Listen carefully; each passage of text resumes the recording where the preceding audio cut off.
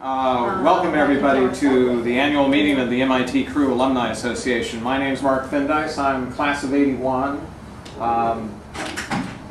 This is Jesse Lipcon, and you're so much older than I am. Thanks a lot. Class of 65. Class of 60, the venerated class of 65. So normally Jack Fraley would be here to run the meeting and exhort everybody to do all sorts of things on behalf of MIT and MIT rowing. Unfortunately, with the weather, he really wasn't in a position to drive in to Cambridge today. So he sends his request, which means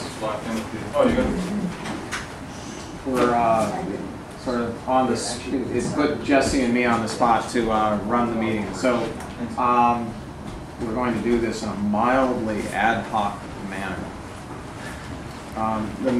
So one of the things about a meeting like this is a chance for us to tell you a little bit about what's going on with the Crew Alumni Association and the other opportunities for everybody to talk about different things, whether they're questions, comments, or ideas on what we can do to do better.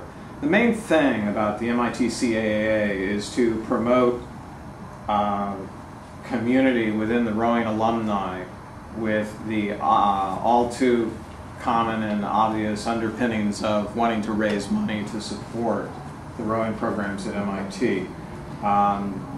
That's we send out a lot of mail around that, and it's very, very important. It's essentially the most important thing that we do, but underpinning that is really promoting and preserving the sense of community that we have, which is epitomized by just this kind of event. The reunion row. I think these reunion rows have been getting more and more energetic over the last decade. It's a total gas to come down and see how much fun everybody has. From what I saw on the dock and on the water today, it was record-setting performances, as you said. In so many ways. Like the level of spirit's really, really good. Still makes the course shorter each year. We all get older each year. Your field of vision gets narrower each year. But there are other things that we represent as a subsection of the Alumni Association as a whole. We've got collectively our own interests in the way the Institute is these days, what's happening at the Institute as a whole. But in terms of what our particular special interest is, rowing at MIT, things come back to that, and we have a special affection for our own time as rowers at MIT, and also a continuing interest in helping MIT field successful rowing teams. And towards that end, I don't have the numbers in my head, but there was a recent bulletin that just came out last week or the week before that. It came out online last week and arrived in my mail, the hard copy, just yesterday. So we should all have it, or we'll soon have it. So that's something that contains a ton of information about both background of everything that the MIT CAA is currently working on, as well as a summary of what's been happening in the boathouse with the support of MIT, the moral and financial support of the MIT CAA, and the financial support of so many alumni who are actively giving in both large and small amounts. One of the things that's really important to do is to maintain our collective sense of community so that everybody feels good about supporting MIT. One of the jokes to put here is, with the help of the Alumni Association, we know who all you are. We know how much you give. If you give a ton of money to MIT, that's great. If you give it for another purpose, that's great too. Just be sure you give a matching gift to support rowing, and that'll keep everybody happy. Even better, give it all to support rowing. That bulletin really provides a lot of very, very up-to-date information, and I would encourage you to at least glance through it and read some of what's in it. And then more broadly, the key things to really emphasize that have been made possible by all of our collective support in the last few years is instituting and substantially funding a number of different endowments that support the coaching staff. One of the most important things has been the institution of the endowment that supports the full-time freshman coaches, as represented by Aaron, who's sitting here, and the rest of the freshman coaching staff. They don't just teach the kids how to row. They help them be successful at MIT, and also, very importantly, being full-time, it allows them to do the recruiting that is helping to bring in the kinds of kids who will really contribute strength to the rowing program. And then, broadly speaking, there also is just the general effort to build the endowment so that the rowing program is as self-sufficient as possible and is less dependent upon general MIT operating funds, especially in this kind of climate, as undoubtedly all of us are aware. Money is tight. It's tight at the personal level, it's tight at the institutional level, and budgets are getting tightened. And we're doing everything we can to maintain the level of support for MIT rowing, but it's really hard right now. And we're digging into existing monies. We're working hard to both maintain the amount of money that comes in to run the operating budget on an annual basis, as well as build the endowments. So if anybody is starting the next Google, great. I might mention, we'll be looking to you. A few words about recruiting. I'm sure it's not well known, particularly to the older alumni, but there are now, I guess, several hundred high school rowing programs in the country. And what that has done is elevated the overall level of rowing at the college level. And to be successful, you have to recruit. I know there's always concern, but Stu will make sure it doesn't happen, concern about diluting the quality of the student body academically if we're recruiting for athletics.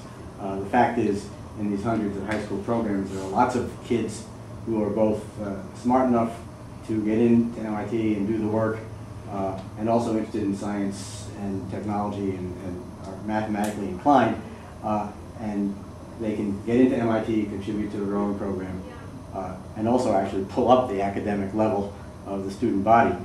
This is also a advertisement for Sue to admit a few more of them. But one of the pieces of good news this year is that I was not aware of this.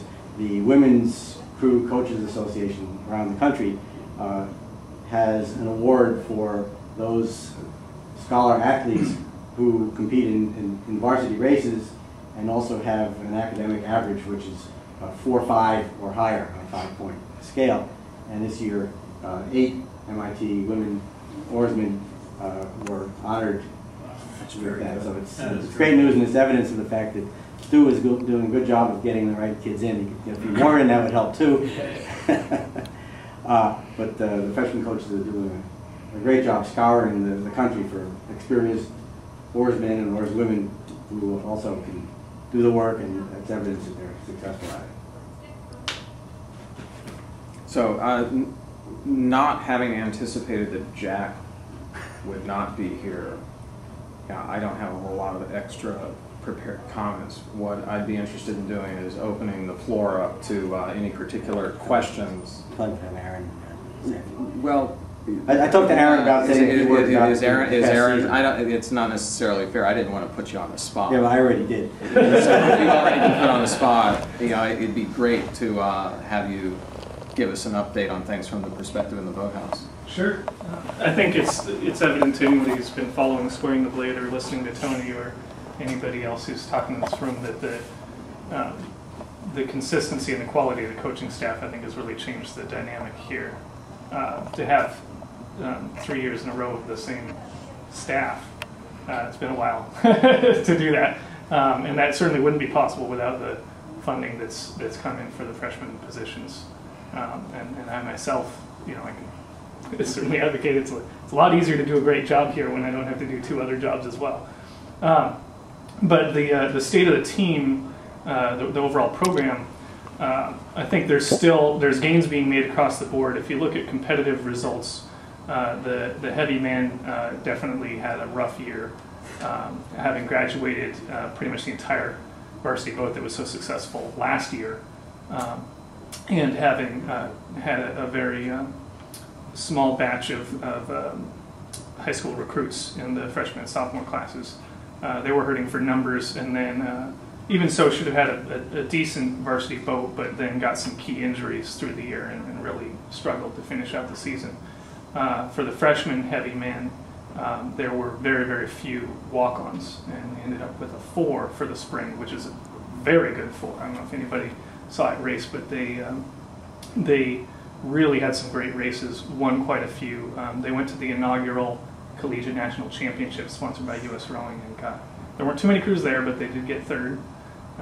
So that was nice to see, and there's some quality guys in that boat that I think definitely love rowing to have stuck through a season like that. So hopefully they'll be back, and I think a good group coming in with the next class too. I think Evan's done a good job with. Well, Stu knows those guys better than I do. With the varsity lightweights, men and women, were pretty similar speed this year to last. Had some really close races, and didn't come out on top in as many as they would like, but still working on building the depth and the maturity of the squads. There's still a lot of youth, and I think those teams are in a good position to build for next year.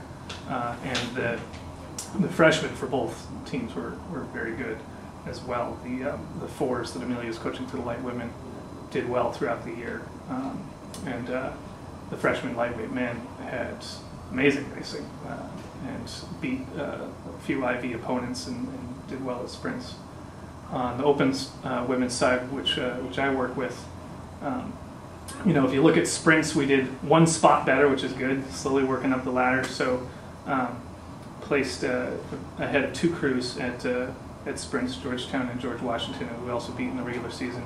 We also joined the Patriot League, so we have a Division I conference now, which is very important because that's going to be the route to the national championship in coming years with changes that are happening there for the women's side.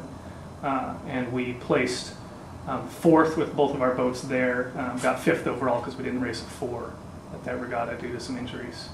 But where the team is at now, from having our first Division I win last year to having 5 of them this year, was a pretty big jump. And that was with 2 8s composed entirely of freshmen and sophomores. So we're very much looking forward to next year, where it looks like next fall we should have more than 3 8s of experienced rowers, because there's 9 freshmen coming in, and then the junior and sophomore class for next year will be very good, and finally getting some depth. And I think that's the case for all the squads. There's finally going to be some depth across the board. So that was a lot. There's probably more I missed, so I'm open to questions. Thanks. There's a picture up on the wall there that says first varsity crew 1921. Turns out that's not true. Jack has done some research, and we had a varsity crew in 1910, 1911, and that has led us to think we ought to have some kind of celebration. I had the ignominious result from some research that the athletic department did in to the director of athletics, and they lost it.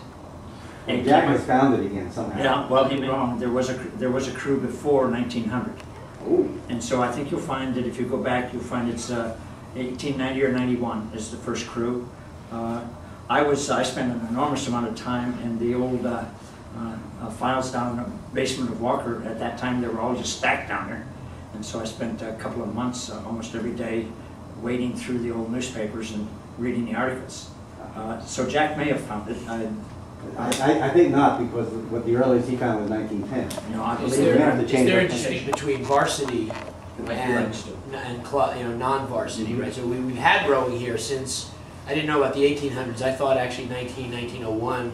No, I believe that, I think it might have been a little on again, off again. But and I know that they didn't get varsity status, I think, until sometime thereafter. I'm sure they did. So it may be that may have been the moment they got varsity We will go status. back to the drawing board on that and find out. But that's still really useful information. It provides the historical background for Yeah, I think getting Mr. crews Balch on was the the line. director of athletics then. At what, in the When you did 1890s? research. Yes. Yes. Yeah. One would think MIT would have archives and not throw away something. Yeah, well, the secretary lost it. I turned it in to be typed. It was handwritten. I actually probably had 40 or 50 pages of notes, and it disappeared. I came back to do, I didn't hear anything. I went back to do proofreading, and never did find it. But it again may have dropped into the files of the then athletic department. It may still be about, but the old newspapers are probably still about, or they're microfiche, or there's something. Yeah. So with today's technology, you ought to be able to do faster searches and go back and verify whether my memory is correct. Great, well, thanks. Yep. Thank you. Okay, I guess we can throw it open to questions now. It's going to be a big reunion year for MIT. Is the crew planning any special events? For the MIT 150th? Yeah. Well, actually, the plan was to have this 100th anniversary of crew coincide with that. Okay. The planning is still in a very early stage. Any other questions? DAPR as a whole is doing a big, like all of the anniversary events for all sports that have momentous ones are going to be tied in with the 150th. So there's going to be a large athletics push related to that overall. But they're going to specifically feature the sports that have nice round numbers, their anniversaries. Preparing for the reunion row, we actually, class of 2000, we had 2 fellows who signed up thinking it was more for new people who just wanted to learn how to row. They were interested, had never done it before. And once we kind of figured that out, it was really last minute, and they realized how big of a challenge it would be to get things figured out. Jump in a boat that's trying to go fast.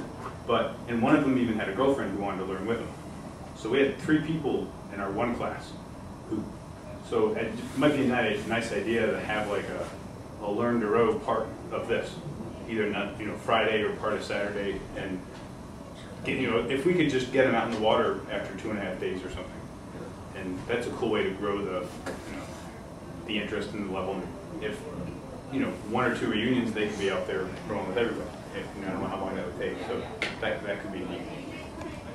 And if there are no further comments or questions, we can adjourn the meeting. Thank you for coming.